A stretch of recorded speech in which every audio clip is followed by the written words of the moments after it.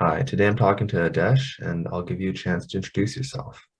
Yeah, sure. So right now I'm a mechanical design engineer with Pratt& Whitney Canada, based out of the GTA here in Mississauga. And yeah, no, the work's really cool.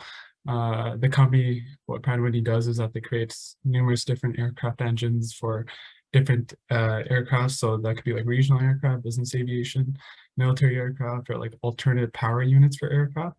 So it's really cool. And then my role at the company right now is I get to design components for these aircrafts or new engines or help out creating new components for existing problems on existing aircraft. So no, it's really cool.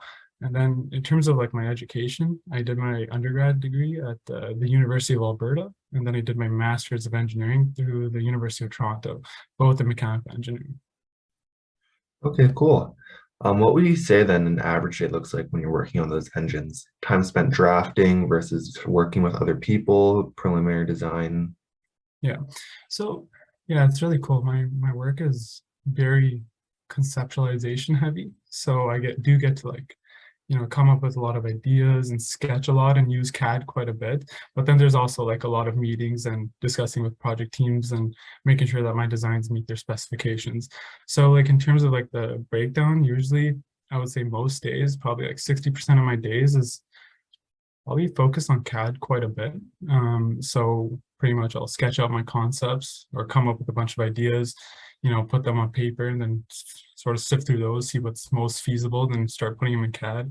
And then pretty much like I would tailor those designs to meet what we need. And obviously have to work within a timeline and a budget and what other people need from you. So that's what I would probably be doing. And then obviously, right when I create a model that seems like it's headed in the right direction and review it with my team, then yeah, I was doing some drafting and stuff, making drawings for those, and hopefully we can find a vendor to make those components for us.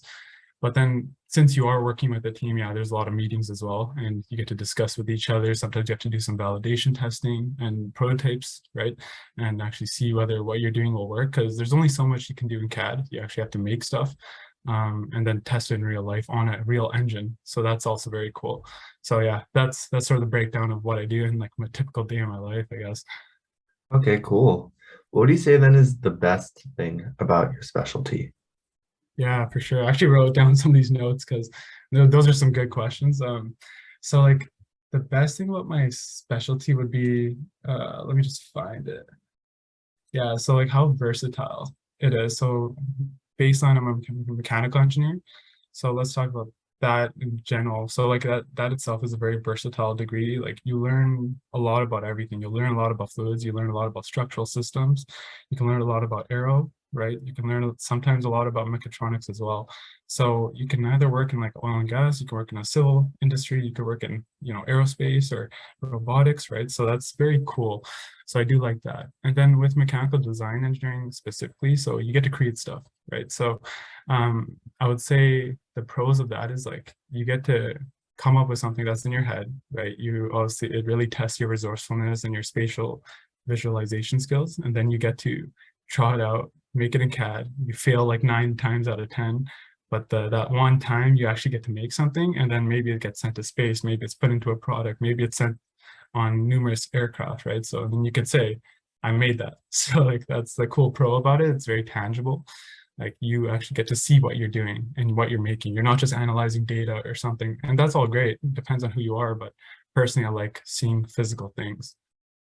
Yeah, I've heard that from a lot of other engineers. Like the Yeah. things that they make is like their baby, and it's like Yeah, this. that's actually good. I actually said that exact same thing to my manager like a week ago about one of my projects. Yeah, it's because you get to take on like a lot of ownership in your work. So a lot of the time, a design engineer would also be like doing roles that a project engineer would do in terms of like leading the design discussions between vendors or presenting your design to a lot of stakeholders.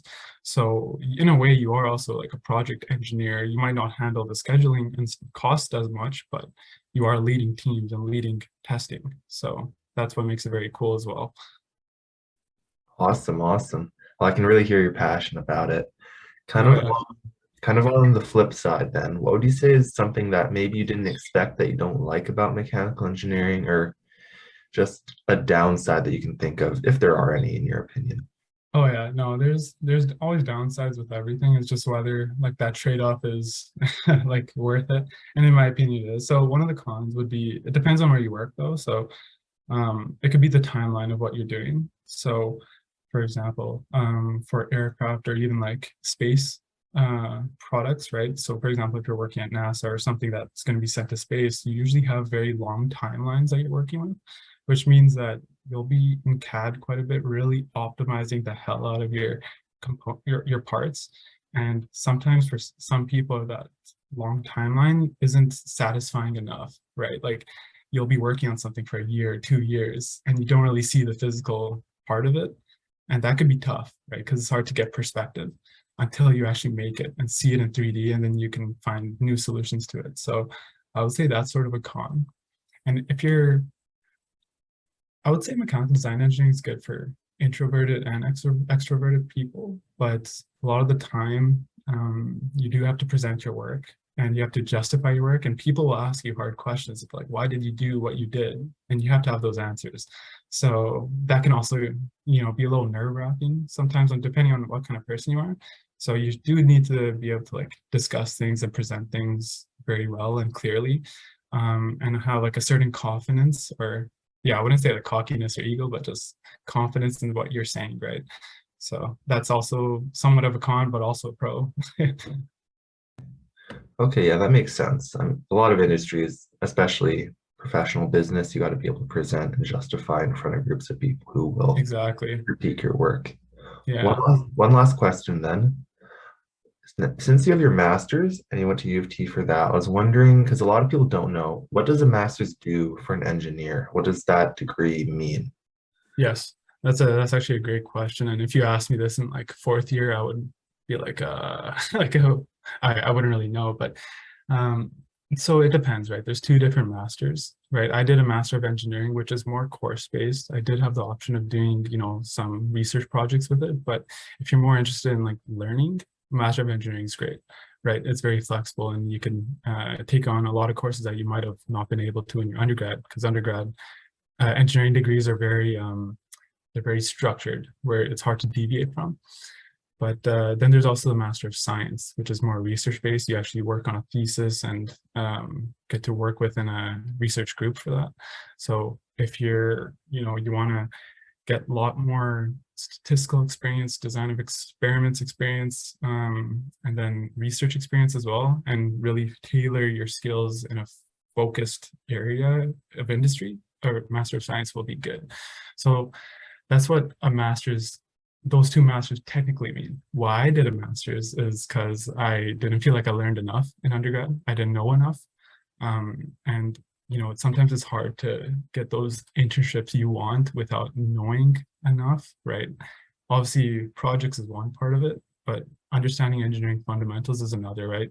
And what I wanted to do was something with robotics and mechatronics. And my whole mechanical undergrad was like fluids and structural systems and had nothing to do with mechatronics. So I still had a lot to learn in terms of machine learning, computer vision, and all that, so all the software side of things. So that's why I did a master's. So I think that's what a master's is good for. Like you can sort of continue your learning, right? And that's what I use it for. And then I was able to do an internship during my master's as well. So it gives me a little more time to not be a full-on engineer yet and still be a student, and be able to experience new things, right? So that's what a master's is good for. So it depends on what you're like as a new student or a student who's about to graduate, what you want to do. If you feel like you don't have the experience that you want to have to get a certain job, a master's is always a viable option, and this doesn't hurt you, right? It's an extra credential on your resume that people will take seriously. Yeah, that's what a master's is to me. No, very cool. Like I know, like as a civil engineering student, none of my peers really know what having a master's means either, which is kind of interesting considering that we are in third year, fourth year. Yeah. There's a mystery around it. It's like this Yeah. elusive thing. But yeah, thank you so much again for stopping Yeah, by. no I worries. really appreciate you taking the time, and a lot of people are gonna appreciate it as well. So thank Yeah, you. I'm glad. I hope everyone's able to, figure this out. I was like most students, in my opinion, are even including myself, I've always been very confused up to like third and fourth year of my undergrad, and it's not till like recently I actually like figured out what career path I wanted. So I would like one last piece of advice I would say is like don't put too much pressure on yourself. Just just figure out what you like, what you're good at. Just do some projects based on that to help your portfolio. Don't worry about the academics too much, and you'll probably be in a really good position for graduating or doing a master's or something. Yeah.